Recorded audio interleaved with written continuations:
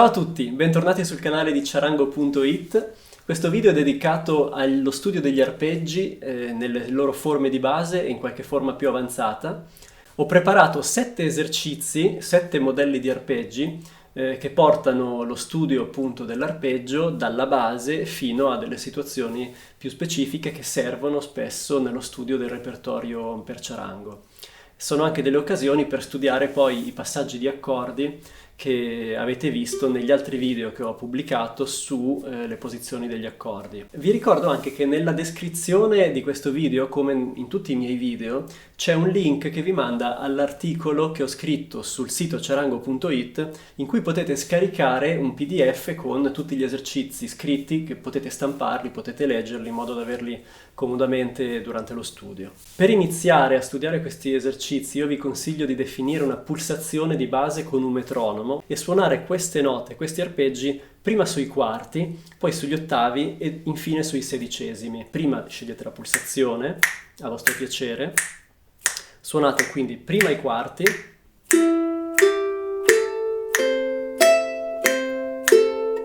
ottavi e sedicesimi.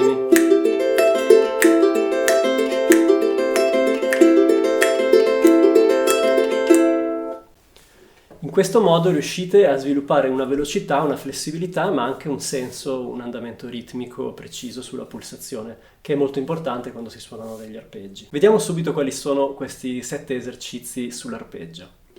Il primo esercizio è dedicato all'arpeggio di base. È un arpeggio che avete già visto nel video in cui spiegavo le tecniche, gli esercizi fondamentali sul ciarango. È un arpeggio molto importante perché permette di coprire tutta l'estensione timbrica dello strumento dalla nota più grave alla nota più acuta. A corde vuote si suona con l'indice sulla terza corda, quindi sul Mi, il pollice suona la quinta corda, Sol, il medio suona la seconda corda, il pollice si sposta sulla quarta corda, Do, e infine l'anulare suona la prima corda, il Mi. Quindi suonandolo rapidamente otteniamo questo.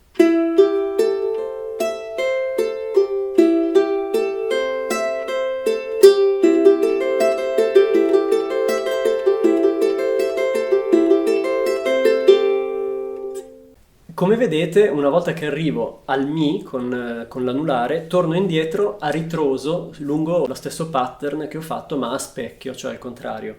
Quindi dal Mi suonerò prima il Do, poi il La, poi il Sol e poi di nuovo il Mi grave. Un altro esercizio importante da studiare sull'arpeggio di base è quello di suonare a corde, questa volta non vuote, ma utilizzando delle posizioni di accordi, per esempio quelle che abbiamo già visto nei vari video che ho pubblicato sui rivolti degli accordi. La tipica introduzione del whino è un modo ottimo per studiare questo arpeggio.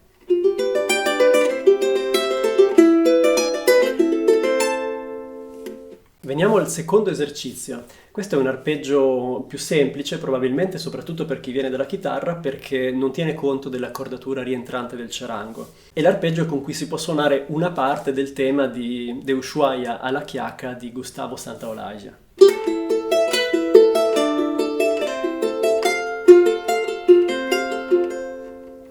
Per eseguire questo arpeggio a corde vuote partiamo dal pollice sulla quinta corda, indice sulla terza corda, medio sulla seconda corda e mignolo sulla quinta corda. Successivamente suoniamo con il pollice la quarta corda e le altre dita le stesse esatte corde di prima.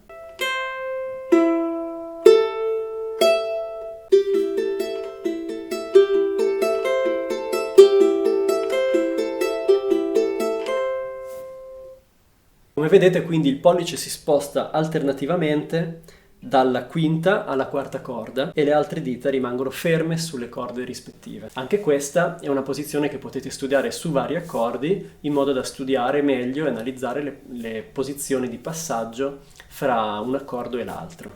Il terzo arpeggio è invece un arpeggio molto conosciuto e si tratta della parte iniziale dell'introduzione della partita, il brano di Victor Jara suonato da Inti Illimani, ed è un arpeggio estremamente semplice ma anche estremamente ciaranghistico, molto molto bello.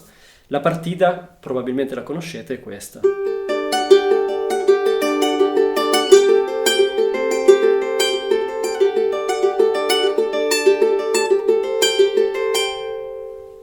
Per suonare questo arpeggio l'esercizio a corde vuote prevede il pollice sulla quinta corda, indice sulla seconda corda, sul La, il pollice si sposta sulla quarta corda, anche questa volta, e infine il medio o l'anulare, a vostra preferenza, sulla prima corda.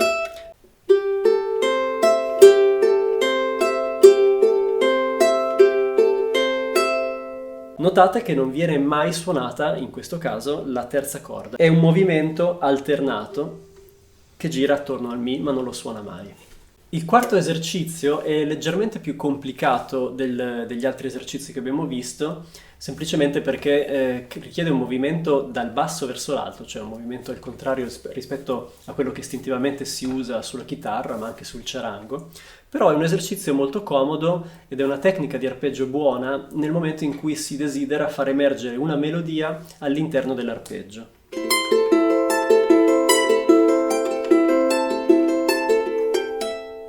Per suonare questo arpeggio si parte con l'anulare sulla prima corda, sul cantino del Mi, e tutte le altre dita a seguire sulle corde successive, quindi medio sul La, indice sul Mi e pollice sul Do. Notate che non si suona mai la quinta corda, il Sol.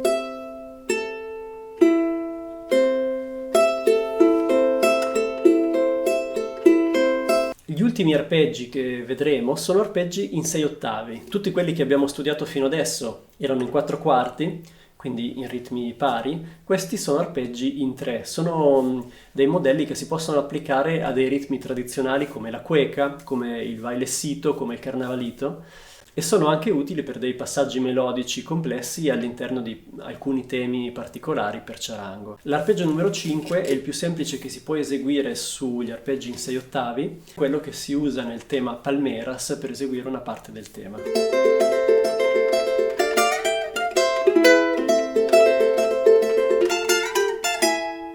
Si suona soltanto con 3 corde, partendo dal Mi cantino con l'anulare, si suona il Do con il pollice e infine si suona il La con l'indice.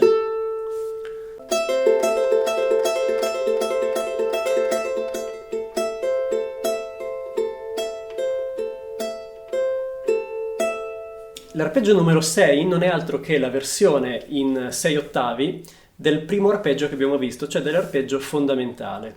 Ovviamente per ottenere questo arpeggio nuovo, che prima era in 4 quarti, dobbiamo rimodularlo in qualche modo per farlo stare nel nuovo tempo, in 6 ottavi.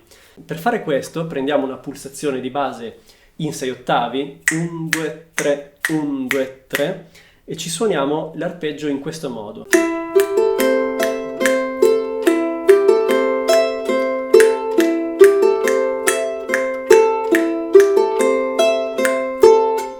Notate che per eseguire questo arpeggio il Do e il La sono conteggiati come sedicesimi. Questo è il modo con cui facciamo stare la parte in 4 quarti all'interno di un nuovo tempo in 6 ottavi.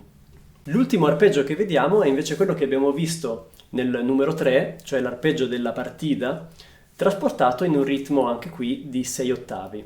Per fare ciò partiamo dall'arpeggio della partita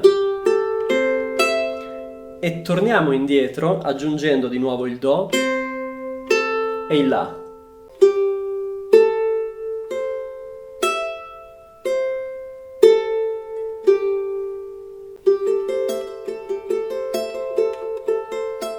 Bene, questi sono secondo me gli esercizi più importanti per iniziare a studiare la tecnica dell'arpeggio sul charango. Vi ricordo di suonarli su metronomo, studiandoli con calma, e vi ricordo di scaricare gli esercizi nel formato in PDF nel link che trovate nella descrizione di questo video, e vi ricordo anche di continuare a seguire il sito perché pubblico costantemente materiale sul charango sia didattico che culturale.